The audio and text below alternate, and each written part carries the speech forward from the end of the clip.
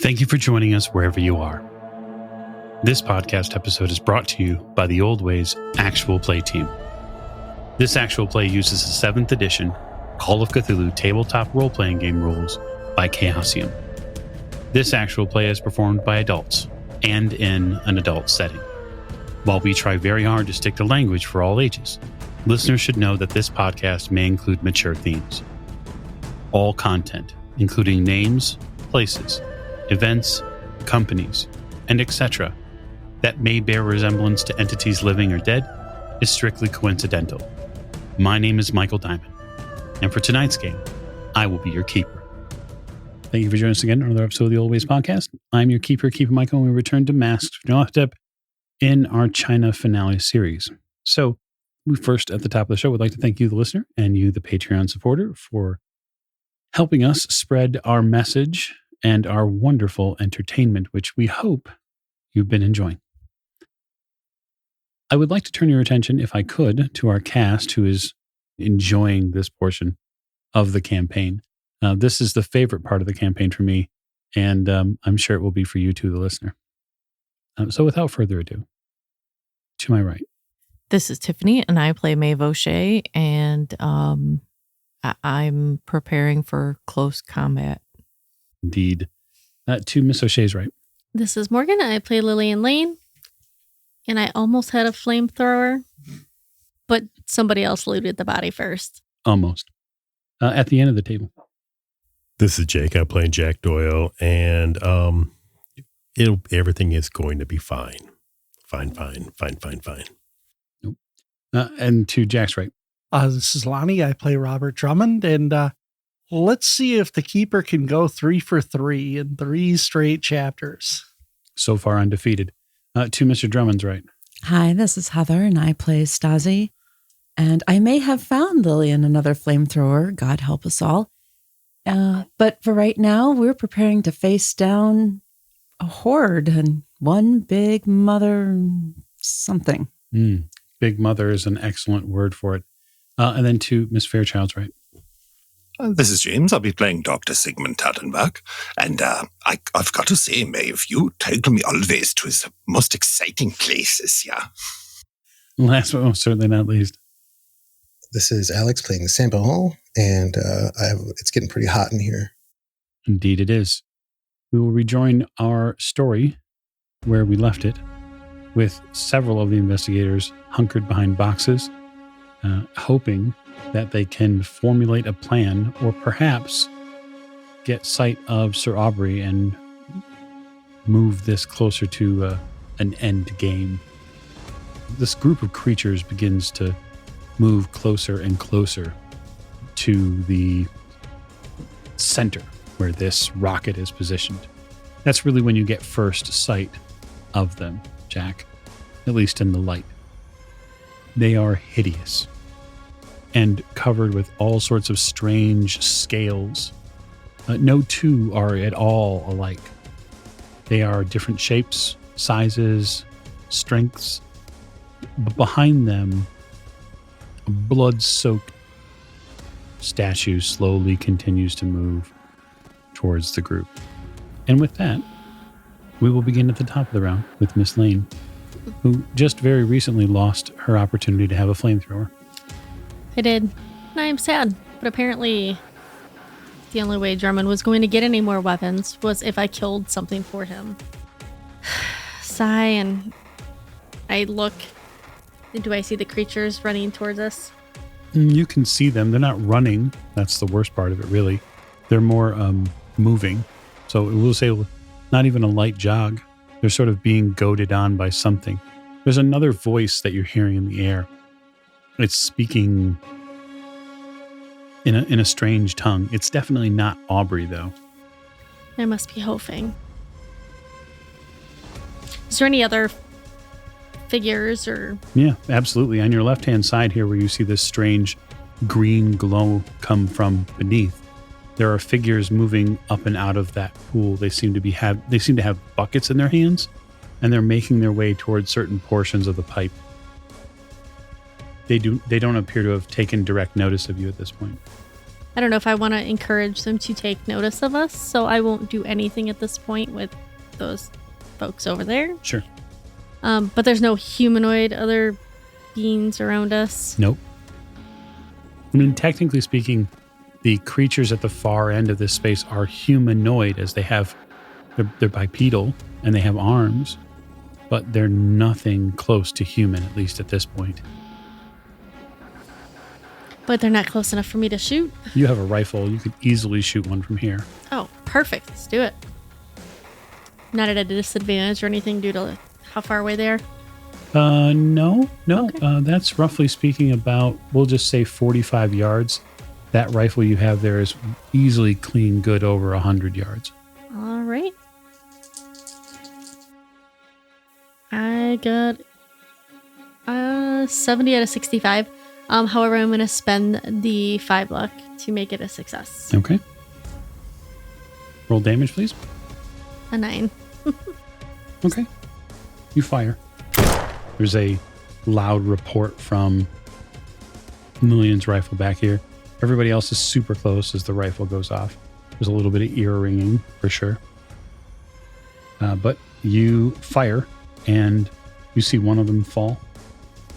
And take that. All right. So that is going to end up being Mr. Drummond next. So these creatures that are over on this pool, Mm-hmm.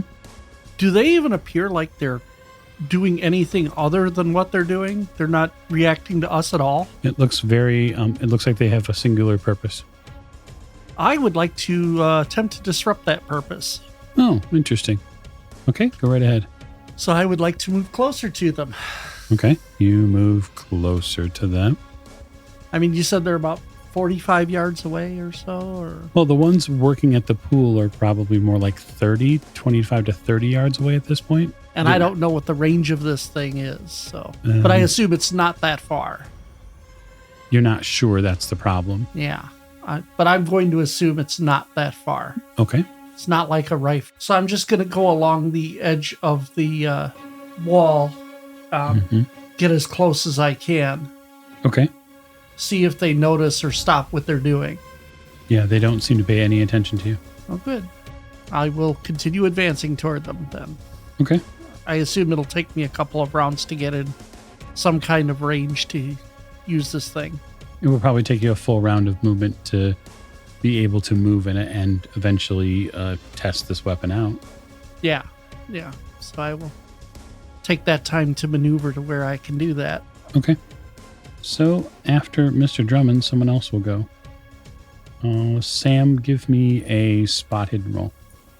Okay. That is a 13 under 85. That's an extreme success. Okay. So you are getting set to, get a hold of these tools, knowing that your back is against, that your back is to the enemy, which is not where you want to be. You see a distinct figure move from here on the map directly to this doorway and into it. And that figure moves lightning fast. So is someone doing their best to just get by unseen? Seems that way, yes. They go through that opening and then it shuts behind them. Did I see anything about on the other side? No, there's no light in that space at the moment. Okay.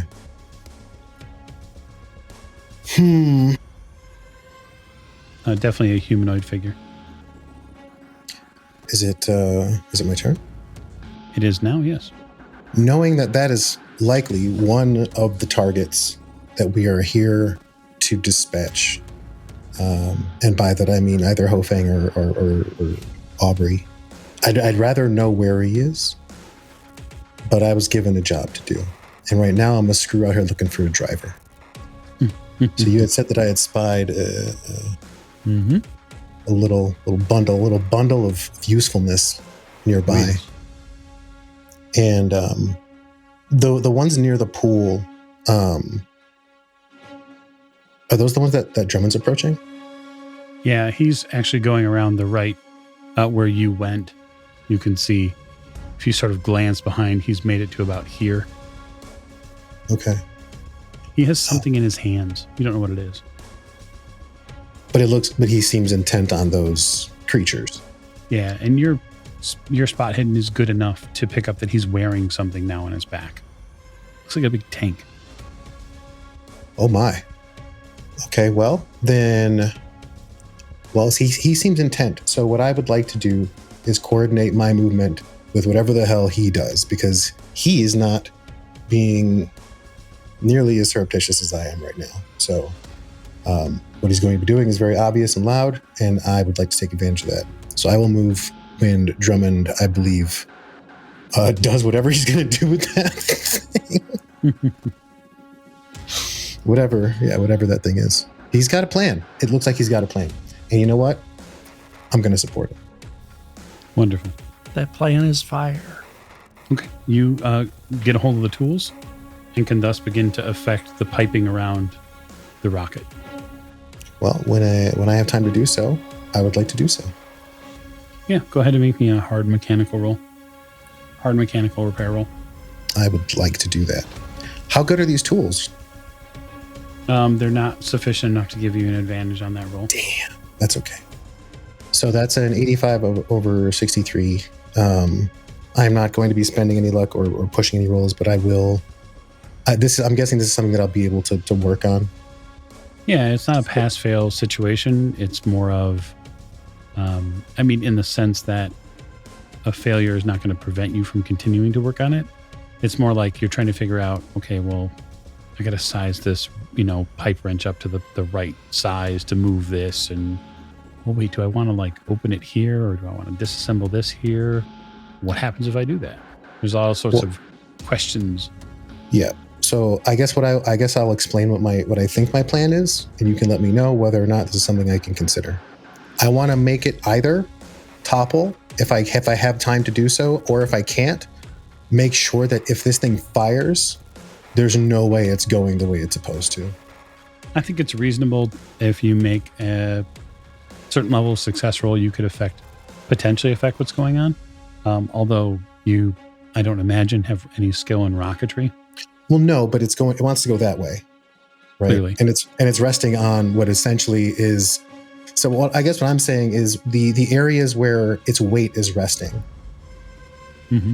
When it fires, I'm assuming it'd probably be easier to weaken it than to take this whole thing down. So I will start by weakening it, and if I can get this thing to come down, then I would like to do so. I don't have an escape plan yet, but I'll get there. Oh, very well. All right. So that is Sam and his action. And so we will begin our cavalcade through the 60s, as I like to say it. So that will begin with Miss O'Shea. I guess I'm going to move to the side that Drummond left, because he's going to get a whole lot of attention, and we're going to have a whole lot of things coming our way. So I'm basically going to crouch down so that if anybody needs to shoot, they can shoot over me. Mm-hmm. And I guess wait for those creatures to come at us. Okay, very good. So that will go immediately then to Miss Fairchild afterwards. I'm going to continue to root around the crate that I felt something metal in. While I'm doing that, I'm going to call out in Cantonese, "Ho Fang, you motherless, honorless mixed egg, what did he promise you? Did you sell your soul for power because you have no idea what you've done? It's not too late." Okay. Are you going to make a persuade roll, or what is the attempt there? Is to goad him out? If I can get him out into the light, that would be great. Otherwise, at least distract from whatever he's doing. Mm-hmm. Or at least get his goat to maybe see if I can slip him up. So, yeah, let's do persuade. That is a 75 under 85. Okay. Okay. So from the area to your right, further down, deeper into the chamber, you hear the cries of a series of voices, definitively human. You hear on top of that, riding on top of that, a male voice, very firm. And he says back to you in Cantonese, "We all serve the bloated woman one way or the other. Soon you will have your opportunity to breed the next generation." There's a sound of an enormous door opening afterwards. That's when the screams get louder. These are human. Based on that, we can generally pinpoint what direction it's coming from. Yeah, it's further down into the area, the space here, likely to the right-hand side. Honorless pig. You think this is power. This is nothing, as if you wish. You had a chance above. You have given up any opportunity on truly ruling. And I will, yes, I'll be pantomiming to everybody who's behind, giving directions, or at least pointing in the direction and hopefully continuing to get. For you, Jack, this isn't hard to pick up on once you get down, but clearly there's something going on over there. It's sort of in the same space where these creatures are beginning to fill in, but it looks like they're not going to come straight at you. They're going to fill the chamber as well. They're going to go to the right and hook around. And I will look at you and mouth the word Ho Fang. Door. And indicate. And then I'm going to keep him talking as much as I can. Certainly. And again, motioning with one hand, kind of feeling around in the crate with the other. I'm a woman of many talents. Your hand, as you're sort of placing it in the box, you feel a smooth metal tank in this box. Ooh. But that is the end of your action. Yes, that is fine. Jack. So that they sweeping around both sides? Yeah. Yeah. There's no way we can do anything about Ho Fang being over there. Won't make it there before they do. Not likely. No. But I will give you a hard spot hidden roll. I think it's fair given the illumination. Yeah, it's 46 under 99. You saw the same thing that Sam did. You saw a figure dash from around here to this door and move in. Do I think I could get to that door? On an all-out run, I think you could probably get most of the way there. It'd take your entire action. It might be the only way to beat the horde around that corner. And the only thing is, and you'd know this, if those doors are locked, you're fucked. Mm-hmm. Well, we have to end one of these guys. So, I just take off running. Okay, you take off running.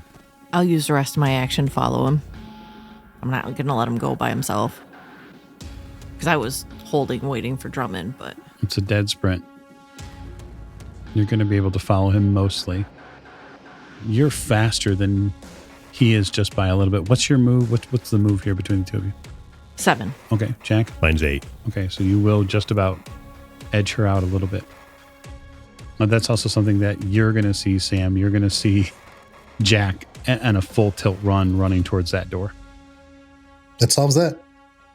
You won't be able to do anything about it at the moment. So I will ask the lowest man on the totem pole, which is the doctor. Now that he's been grabbed, yanked behind boxes, and suddenly Jack is running off in the middle of nowhere. What are you up to, Doctor? Well, since I'm behind these boxes, Doc takes a quick look around. Are there large groups advancing on these boxes currently? Not. They're coming towards you. Okay. It's sort of like a slow and crushing wave that's coming towards you. Oh, fantastic.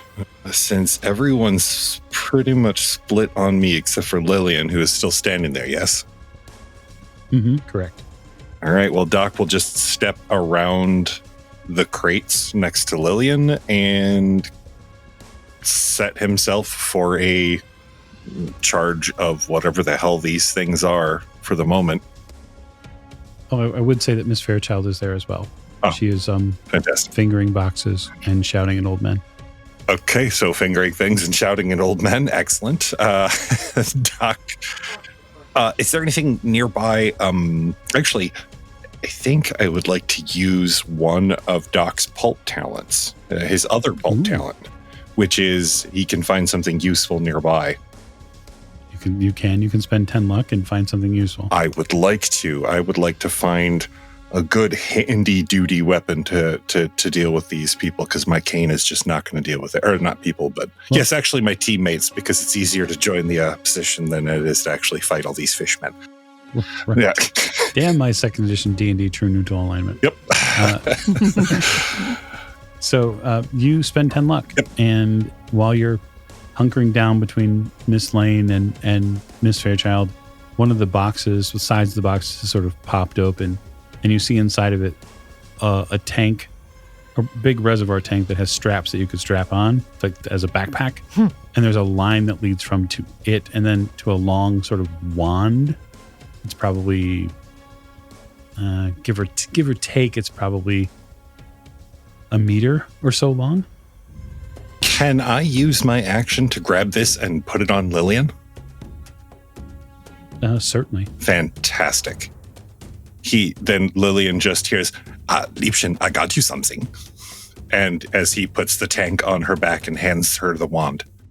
I think the doctor is smart enough to deduce, given his background, what this is. Mm-hmm. She'll need a light at some point. Oh, yes. And he begins fishing through his, because he knows he has a book of matches or a lighter. Yep. Book of matches definitely for the pipe, for sure. So Lillian, you're being strapped with a tank. Doctor, you could put this on. I have no skill in using it, Liebchen. I have a feeling that you have at least a bit more inherent knowledge in the application of this particular tool, yeah?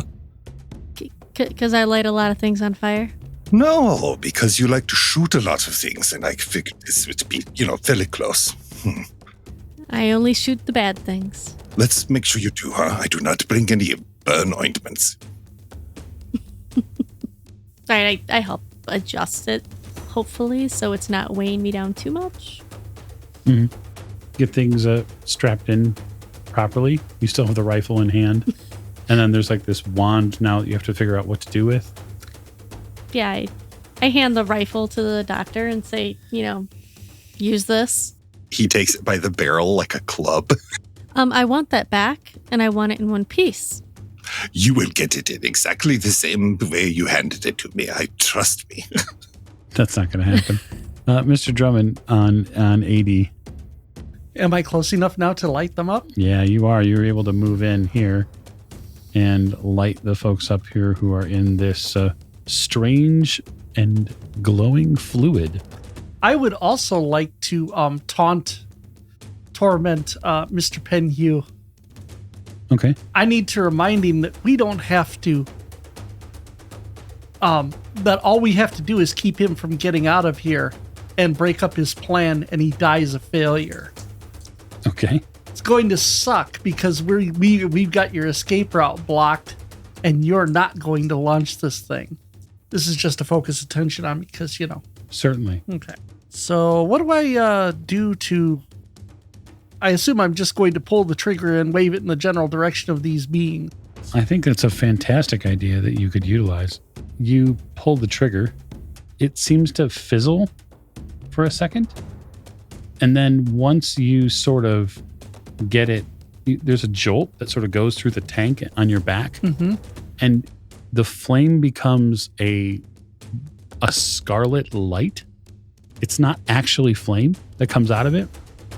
It's a beam of red energy that scorches the ground and scorches the space where these creatures are at. So what you're going to do for me, you're going to roll a D4, and then we'll add some damage to it. And that's a 4. Okay. So you spray the first two creatures that are coming out of this pool that have been doing the sort of bucket brigade situation. And as you spray them down, you deal 12 damage to them.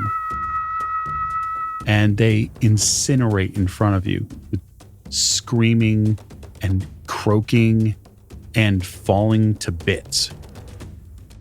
This is delightful. Now make a luck roll. Oh, boy. That's a 74 over 2. Okay. I fail that luck roll. You feel a strange kick from the back, the tank, as it seems to sort of churn behind you. And then your back begins to get really, really warm. Oh, boy. And we'll get back to you. So, Sam on 75. I will, well, I don't want to call the attention of the things that are coming this way. I'm going to continue hiding amongst the scaffolding. I will ascend if I need to in order to stay out of the way and out of sight while I do what amounts to unwork the work that's been done here. Fantastic. I think that is a wonderful plan. I fully endorse it and would like a mechanical repair roll. That's hard success, 25 under 63. That's good. Hard difficulty was required. You begin to take apart one of these pipes. Now, as you do, you begin to vent some of the spent energy that would normally be flowing through them.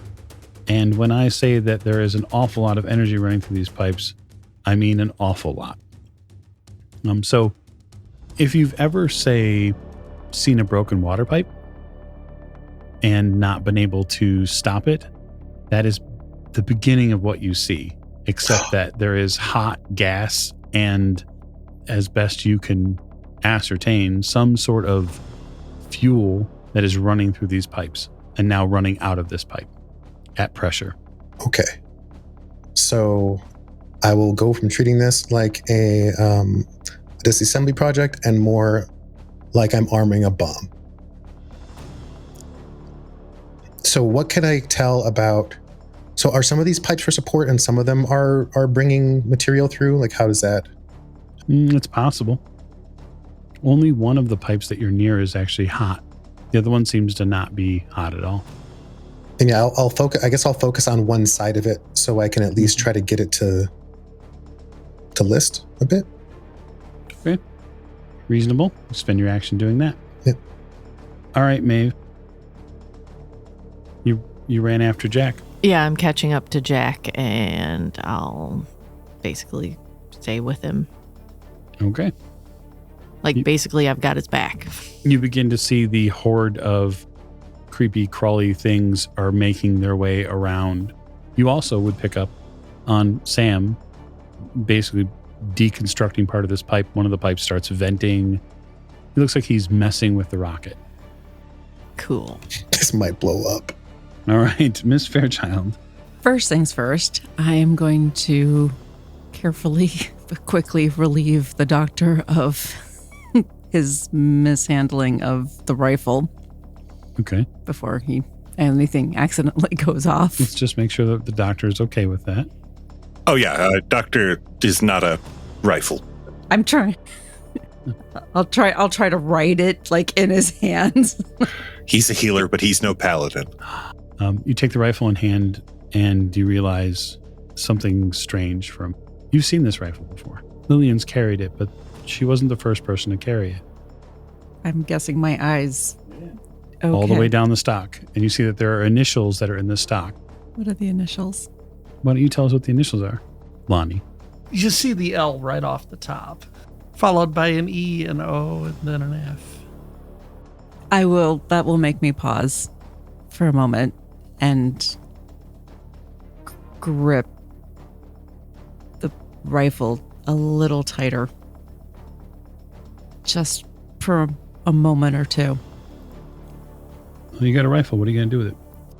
What else do you do with a rifle? Not going to sit here and shine it up. You make it work for you. All right. Give us a rifle roll. So I will see if I remember how to do this. And I'll take aim. Okay. That is a 24 under 30. Good. So roll damage. It's 2d6 plus 4. 11. Okay. You drop one of them. Still got it where it counts. Thanks, man. Jack? I am going to try to plow my way through that door. Ooh, I like that idea. That's a strength test. Hard difficulty. I'm going to spend 9 points of luck to make that a success, success. Okay. You spend 9 luck, you make it a hard success, you barrel directly through the door. It looks like under normal circumstances, only one of these doors is supposed to be able to open at a time. There's some sort of interlocking mechanism, and you basically overpower it by sheer force, bodily force. That said, you are not unscathed because the front of this door has, roughly speaking, we'll just say decorative spikes. And so you'll be taking a little bit of damage before you waltz your way through there. Okay. 2 points of damage you get hit by. But you barrel through the door, and when you do, you sort of enter a very strange chamber. This looks like it's some sort of workshop. There's a massive working table in the middle of this location, and there is a person behind it. He is wearing a rather ostentatious robe, which is pharaonic in nature. He has tons of decorative jewelry on, sort of an overblown series of necklaces. And his hair has gone completely white. You've seen pictures of Sir Aubrey Penhew. You saw the photo that the group of them took when they were in London. And this is clearly the man that you're looking for. Well, one of them. For that, on the back of the wall, there's a chronometer hanging on a mantle somewhere. I wonder where that went. It had to be somewhere, right? There's machine parts on the table, various screws. There are also books and papers as well. And he says, "Oh, interesting. Well, I do like to greet guests." And when he lowers his gaze to you, his eyes go blue-white. But that's your action, Jack. Okay. Doctor, on 55. So Stazi has the gun, has the rifle currently. Lillian is she all completely buckled in and strapped up with the water cooler of justice here? It seems to be yes. Okay. Are there any controls on the back that she cannot see that need to be attended to that would keep it from Nope. turning her into a human bomb or vice versa? No, the tank she wears on the back is smooth. It's almost uncomfortably smooth for you, like when you put your hands on it. Abnormally smooth, like beyond our machining technology. Correct. Okay. Yeah. Well, I let her do what Lillian and I have come to see is one of the things that Lillian does best, which is take charge of an immediate situation with bold action. Stazi is the same, so Doc is going to hunker down and kind of plug his ears a little bit and try to stay out of the way for the moment. Okay, fair enough. Not a bad idea. All right, so we get to move some people now. So from both sides of this space, many of these creatures begin filling in the space nearby. Doctor, you'd be able to see that many of these creatures are going to make their way through these small spaces to get closer to you. Okay. Yes. So I hunker down and reserve my action. Wait to see what the ladies do. Since you're armed with a weapon again, Miss Lane, would you care to share with the class what you'd like to do? I am going to turn just a little bit to my right and take the aimer thing. I am going to take the ray gun and I lift it up near the doctor. Ask him if he's got a light. He ducks. Nope. And holds up a lighter. Click. You light it up. You see a little tiny flame jump out of the tip of it. Sure. And do I see that, Stazi has Forsyth's gun? Yeah. Yep. You see her use it. You see her drop someone downfield. I'm impressed that she's a good shot. So, but I do look at her and say, if you break that rifle, I will light you on fire. And I give a small smile, like maybe I'm joking, maybe I'm not. Oh no, she totally believes you. And I head towards the group that would be to my right as well. You're headed toward the location where the space where Miss Fairchild was firing at. He's taking the left. I'm taking the right. We're going to light this bitch up. I'm not here to argue with you, just to Okay. adjudicate what happens. Yes. Don't shoot me. No promises.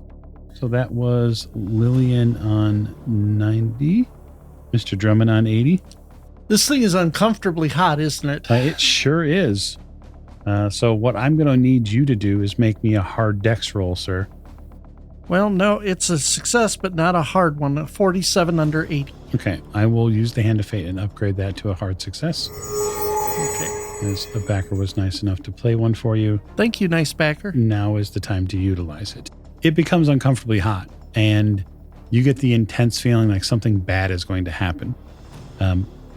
You shrug out of the shoulder straps of this tank and then sort of just whip it, not in any specific direction because you're not presence of mind to Right. pick. Just away from me. You get it away from you. It lands against the far north wall here, and when it lands with a thud, and then there is a boom when it explodes, and metal shrapnel goes everywhere.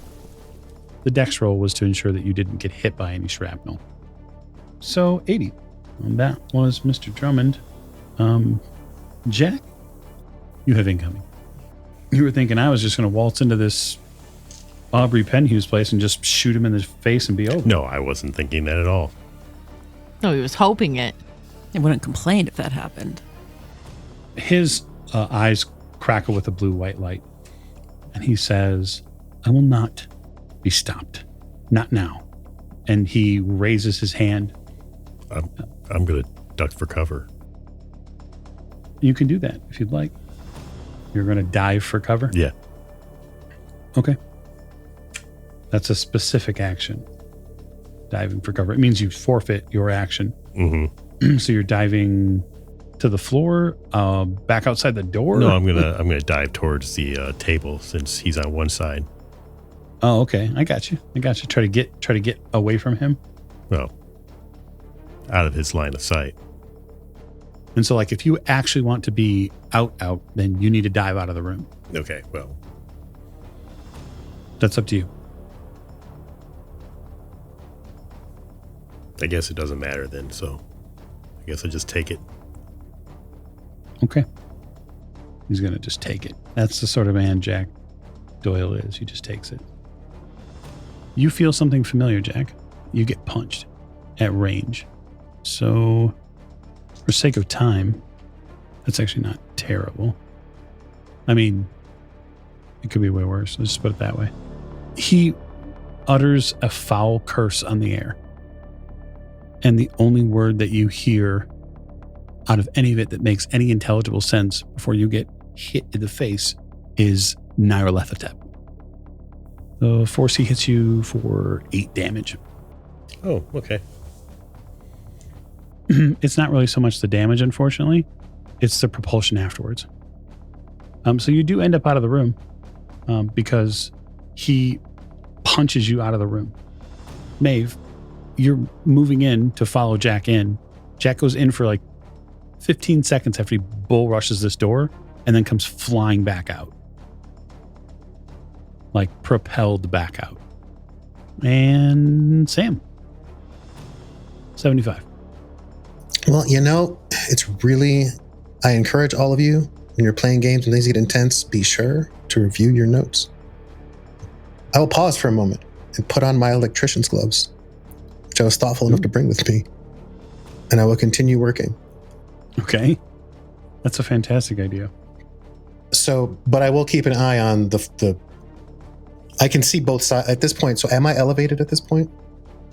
Not completely. You'd have to actually be out on the piping towards the center of the rocket to have any sort of elevation.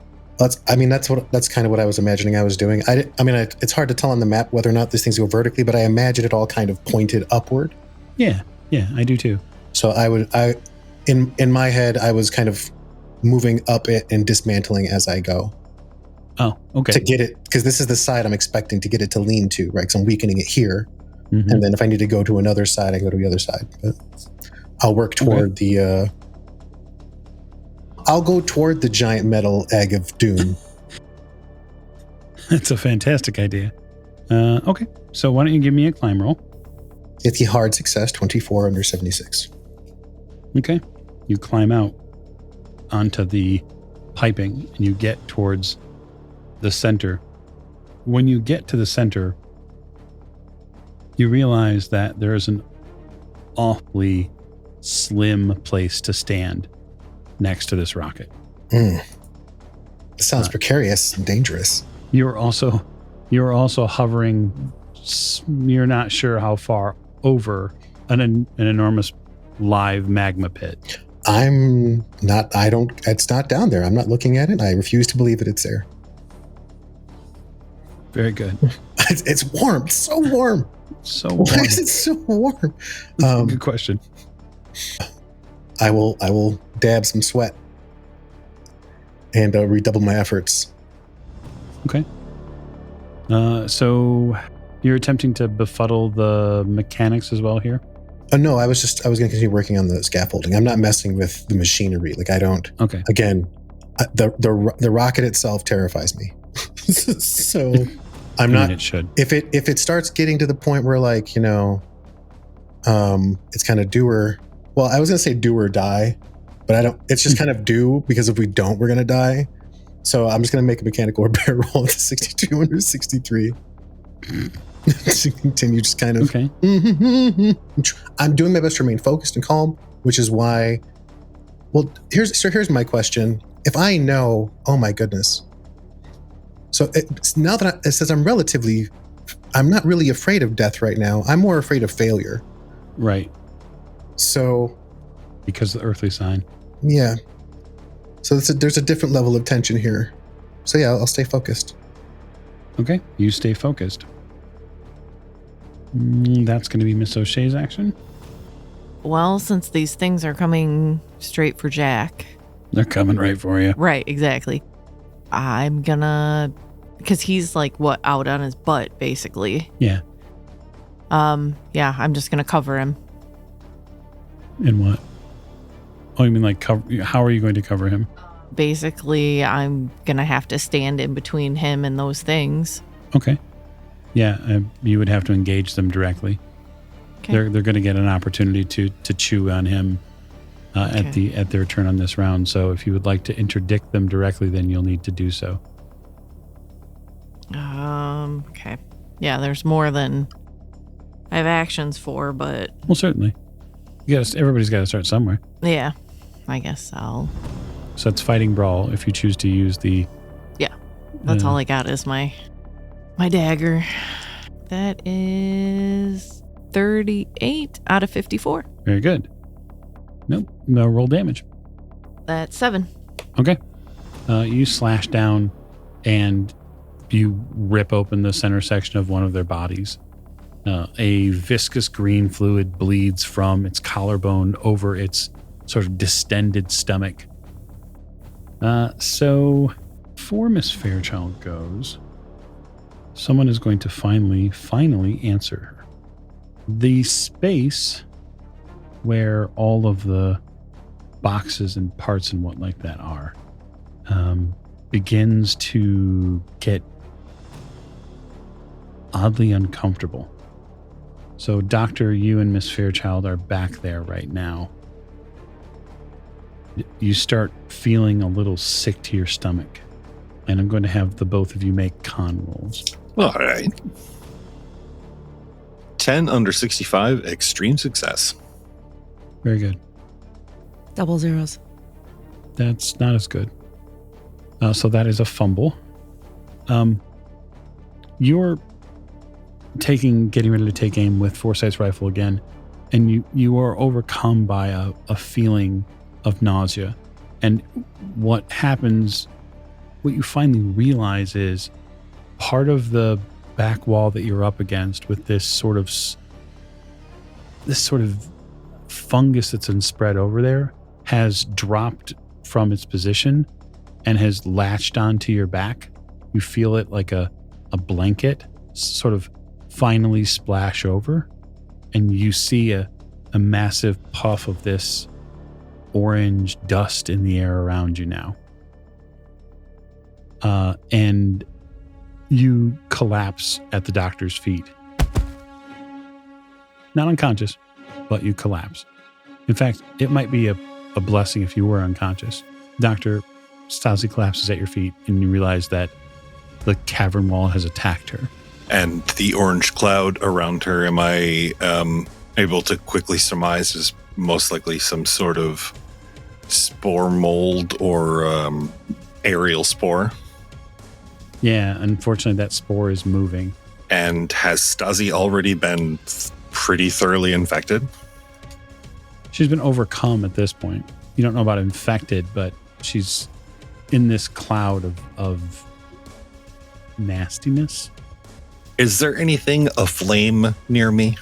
Yeah, I think Lillian is the closest thing of flame to you. Is there any way I can grab a hunk of of one of the crates, like, just a piece of crate, and kind of dip it in the ray to light it on fire? Miss Lane has moved a little farther from you. I would say, though, if you were willing to spend 10 luck, Doctor, you could potentially find something useful that would help remove it. All right, I will. I will spend 10 more luck. Okay. You do so. Because I like Stazi, and I don't want her to become Mushroom Stazi. Right. No, that's different. Yeah, you find an implement that will sort of like strip off the fungus. Unfortunately for you, Miss Fairchild, it does come at the expense of whatever top you were wearing. Well, let's see. On one hand, I lose my top. On the other hand, I get lit on fire. I think I'm okay with this option. Choices have to be made, absolutely. Besides, they're glorious. I mean, Doc is taking the outer bit off with the sharp implement, he looks at Stazi. I could go with option B. I mean, if your option A is take it off, Doctor. Right. Take it off. He takes it and wraps it around whatever implement he used to remove it, and then tosses the whole thing away so that it takes the cloud with it. Smart move. Sam, give me a spot hidden roll from your perch. That is a failure. That is a 92 over 85. But you know what? I'm feeling spotty. So I'm going to spend 7 luck to make that a success. Okay. I'm going to guess that you're going to wish you hadn't. Man. Only fear of failure.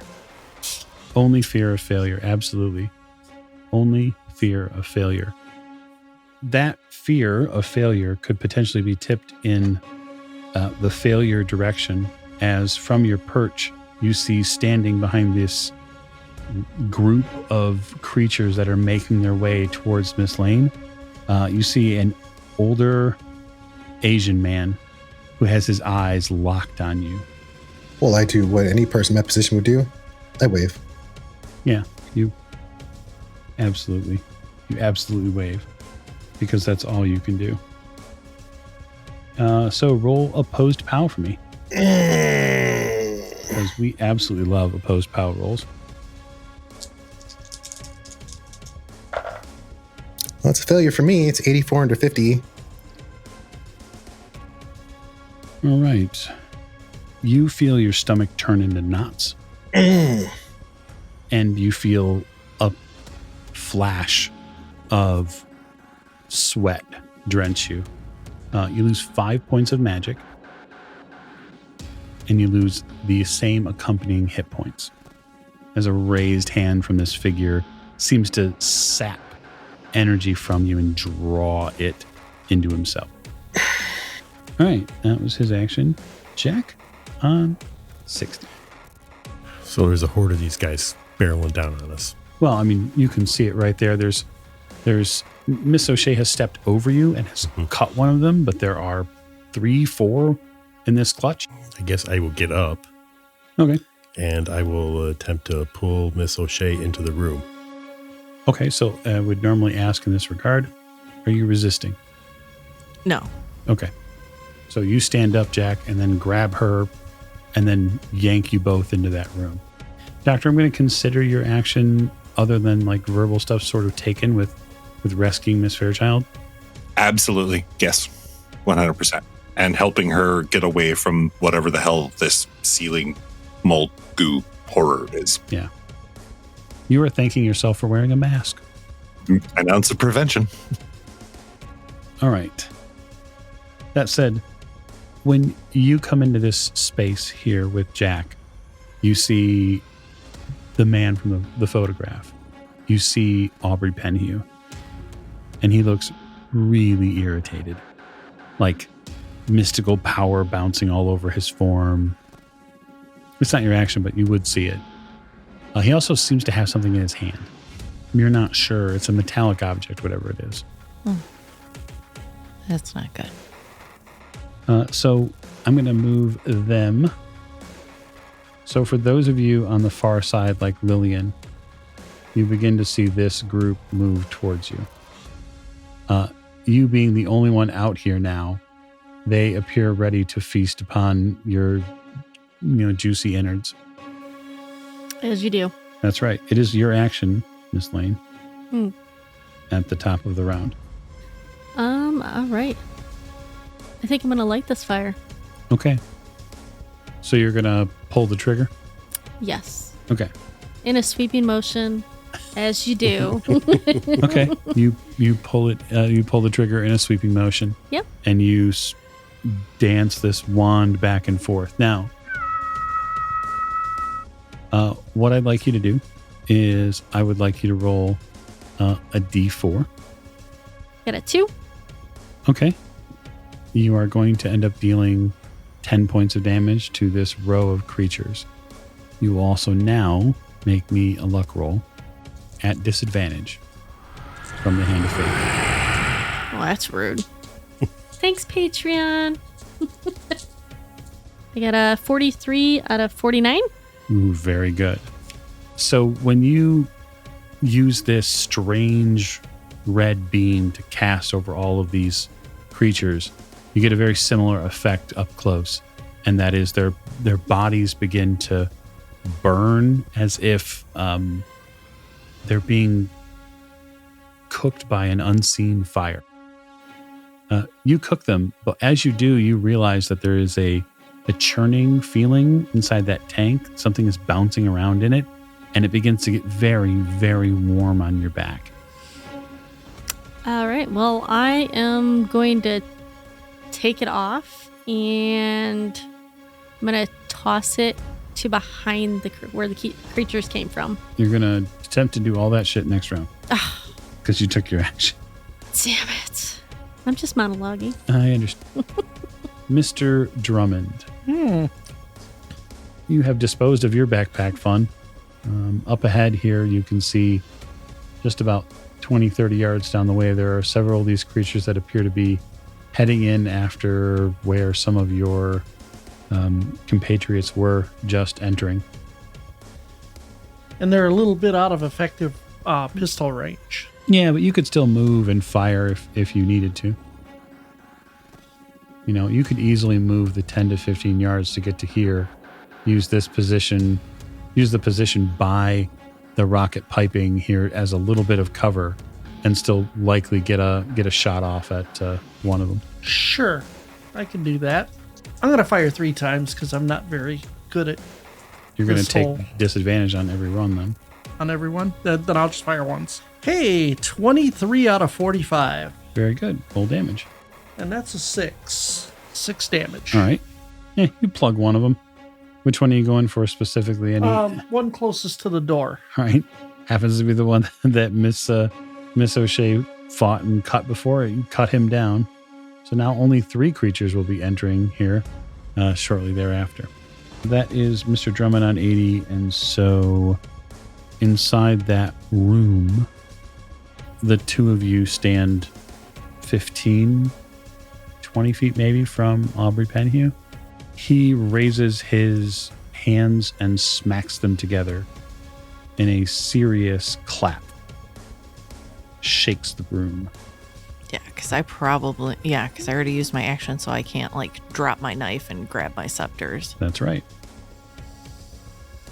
I mean, you'll get an action. It just will be a little bit after Mr. Aubrey gets to go. Yeah, after I get my ass whooped. Yeah. It has to happen at some point. It's going to be opposed POW from both of you. It's sort of just how these things go. Pow! Mm-hmm. That is an 8 out of 83. Okay. All right, Jack. I failed. Oh. No. Okay. Can I jump in front of him? No. All right, you failed. So let's just double check here. I like to give folks the benefit of the doubt when it comes to potential hands that have been played for them. Yeah, Jack has one in there. I know he does. It's in there somewhere. Keep looking. Nope. They're all bad. Just Actually, keep looking. No, it's not. To be perfectly honest, it's not bad or good. There just haven't been any played for him. Not for a little while now. And so, Mr. Doyle, you are going to lose immediately 5 points of sanity, and which will automatically induce temporary insanity. So you'll go into an automatic bout, no roll. Oh, but there is an investigator present, though. There is truly an investigator. So there's that. There is that. There You're is welcome. an investigator present for your bout. We've had some rather interesting ones recently on the podcast. I've been a fan. Yeah, Lillian. Oh, that bar dancing scene was a long time. I will roll a d10. So I've rolled a 6. And for you, Jack, that is flee in panic. Oh, great. Fuck. Well, I'm Hero done. is compelled to get as far away from possible by whatever means is available, even if it necessitates them taking the only vehicle and leaving behind everyone else. They travel for 1d10 rounds, and so now I'll roll a d10 to see how long you are traveling for. You are literally traveling for 1 round. Oh, Thank goodness. so he's gonna go face first into those things. Traveling, right? You're gonna move. You're gonna immediately turn around for a round. So that'll be fun. And I'm certain we'll all get a chance to see it next time. As the Old Ways podcast continues its Mask of Nyarlathotep campaign through the China finale. So thank you and good night.